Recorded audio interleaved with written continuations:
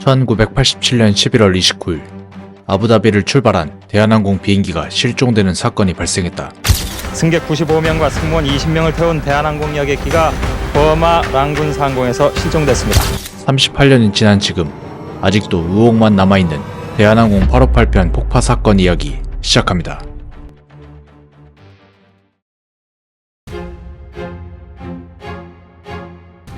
(1987년 11월 28일) 바그다드를 출발해 아부다비에 도착한 비행기. 일부 승객이 하차하고 승무원이 교체되며 다음 비행을 준비한다. 당시 비행기는 바그다드에서 아부다비, 방콕을 경유하여 김포로 가는 노선이었다. 사건 발생일 11월 29일 승객 104명과 승무원 11명이 탑승한 대한항공 858편 다음 경유지인 방콕으로 이륙을 시작한다. 미얀마 ATC는 도착해야 할 비행기의 소식이 없자 위치를 물어본다. 잠시 후 05시 1분에 파일럿은 어디스 포인트에 도착한다고 전달한다. Estimate for this 0501 flight equals 370. Estimating time point 22. 그런데 그 이후 다음 포인트 타보이에 아무런 교신이 전달되지 않았고 사람들을 충격에 빠뜨리는 내용이 뉴스에 보도된다. 승객 95명과 승무원 20명을 태운 대한항공 여객기가 버마 랑군 상공에서 실종됐습니다. 이 소식을 들은 대한민국 정부, 실종된 비행기의 예상 추락 위치를 특정해 발표한다. 태국 삼창무리 부근에 순항한 사실을 확인했다. 정부가 지목한 곳은 바로 태국의 밀림 지역. 신속하게 대한항공 관계자를 조사단에 합류시키는 모습을 보여줬다. 그리고 잠시 후 대한항공 전 사장은 이렇게 발표한다. 테러에 의한 폭발이 나지 않았나 하는 것이 저희 나름대로의 결론을 짓고 싶은 심정입니다.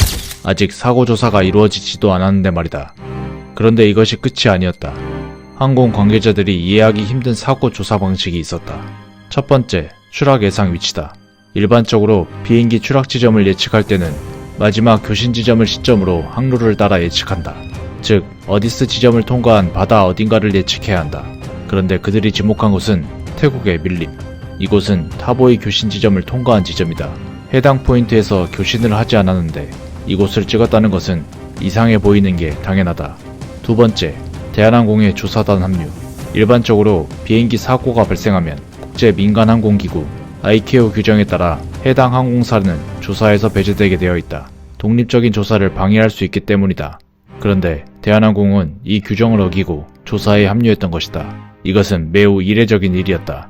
다음날 12월 1일 항공기를 추락시킨 범인들을 찾았다고 발표되었다. 범인의 이름은 시니치와 마유미. 이들이 가진 여권은 위조된 것이었고 바레인 공항에서 붙잡히자 그때 가지고 있던 앰플을 깨물어 생을 마감하려 했다는 것이다. 남성은 그 자리에서 즉사했고 여성은 깨물긴 했으나 혼수 상태에 빠졌다고 발표했다. 부검을 진행하던 조사관, 그들이 깨문 것은 청산가리 앰플이었다. 그런데 여기에도 의문점이 있었다. 혼수 상태에 빠졌다던 마유미. 그런데 이를 담당했던 의사는 당시 상황에 대해 이렇게 진술한다.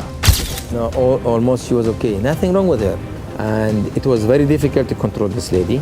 Again, we had to strap all over. Again, she was trying to jump and move. Okay. 이렇게 혼란스러운 그때 다음날 12월 2일 전두환은 대한항공 858편 폭파는 북한의 소행이라고 발표했다. 청산가리 앰플을 사용하는 수법이 북한이 자주 쓰는 방법이었기 때문이었다. 그런데 유족들에게는 그것보다 더 중요한 것들이 있었다. 바로 사랑하는 가족들을 찾는 것. 아직 추락한 비행기의 위치는 밝혀지지 않았다. 국민들의 눈길을 의식했던 것일까? 12월 5일 미얀마 해역 수색을 시작했다. 그런데 말도 안 되는 뉴스가 보도되자 국민들은 충격에 빠졌다. 4일 만에 수색을 종결한다고 발표했기 때문이었다. 아직 어떠한 것도 밝혀지지 않았는데 말이다. 부유물들이 실제 미얀마 그 당시에 버마 앞바다에서 발견이 되고 있었기 때문에 이것을 수색을 갖다가 그렇게 빨리 종결한다는 거, 그 자체는 이해가 안 되는 거죠. 희생자들이 여기에 응답한 것일까? 수색을 종료한다고 발표했는데 갑자기 미얀마 해안에서 구명보트가 발견되었다. 이것은 실종된 대한항공 858편의 것일까? 모든 부품은 고유의 시리얼 넘버를 가지고 있다. 그리고 대조해본 결과는 대한항공 858편의 것이 맞았다. 비행기 잔해를 찾을 수 있는 희망이었던 것이다. 그런데 당시 대한민국 정부는 이것보다 마요미에 꽂혀 있었다. 12월 15일 마요미가 서울로 압송되며 신문 일면에 장식되었다. 이 날은 대통령 선거가 직선제로 바뀐 새로운 대선 하루 전이었다. 1987년 6월 민주항쟁이 일어났고 더 이상 군부 정권을 참을 수 없었던 국민들. 김영삼, 김대중 전 대통령이 노태우를 위협하고 있을 때였다.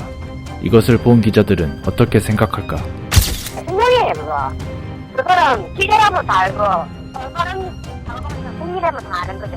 정치적으로 이용한 탓이었을까? 전세가 역전되며 노태우가 대통령에 당선되었다. 그런데 당시 정부는 마요미를 정치적으로 이용한 게 맞을까? 놀랍게도 안기부 문건에 따르면 이것은 무지개 공작이었다. 12월 2일에 작성된 이것에는 북한의 소행이며 대선에 유리하게 이용하라는 내용이 담겨 있었다. 그리고 발견된 외교부 문서, 안기부의 요청에 따라 마요미를 대선 하루 전날 꼭 데려와야 한다는 내용이었다. 안기부와 외교부가 마요미를 이용해 군사정권을 이어가려고 했던 것이다. 구명보트가 발견되어 추가 수사를 진행할 것이라고 기대했던 가족들. 그런데 12월 19일 정부는 이를 폭발물로 인한 추락, 전원 사망으로 발표했다. 그리고 며칠 뒤 서류상으로 모두 사망 처리되었다.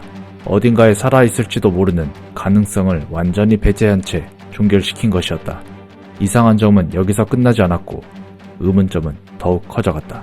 여기서 잠깐, 롱폼 영상이 마음에 드셨나요? 소정의 후원은 다음 롱폼 영상을 만드는데 큰 힘이 됩니다. 감사합니다. 1988년 1월 15일 안기부는 폭파범 마요미의 본명은 김현희, 김정일의 지령으로 범행을 저질렀다고 발표한다. 바그다드발 서울행 대한항공 8호 8기를 폭파하라는 최종 지령을 받았습니다. 그리고 김현희는 자신이 폭파한 게 맞으며 서울올림픽을 방해하기 위함이라고 발표했다. 그리고 어떻게 한 것인지 기자 앞에서 구체적으로 발표했다.